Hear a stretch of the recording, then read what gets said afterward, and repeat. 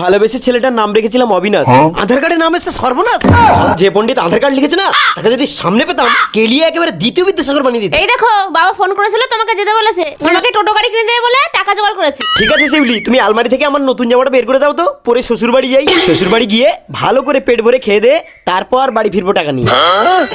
কি গো জামাই এসেছে, তাড়াতাড়ি বেরিয়ে এসো। বাবা তুমি ভালো আছো তো? হ্যাঁ বাবা, খুব ভালো আছি। আমাদের এই সুখের সংসারে আপনার মেয়েকে বিয়ে করে 1 বছরের মধ্যে সর্বনাশ হয়ে গেল। শালা কর্ম করতে পারে না বলে টোটো কেনার টাকা দিচ্ছি, তারপরেও এত বড় কথা। দেখি তো শালা, মেয়ের নামে উল্টো পাল্টা কথা। জামাইয়ের একদিন কি আমার একদিন।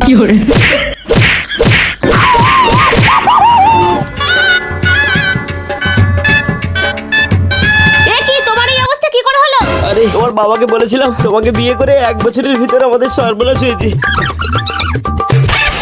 শালা হতচ্ছাড়া শ্বশুর কিছু বলতেও দেয়নি, বেধড়ক চালান কেলিয়েছে আমার।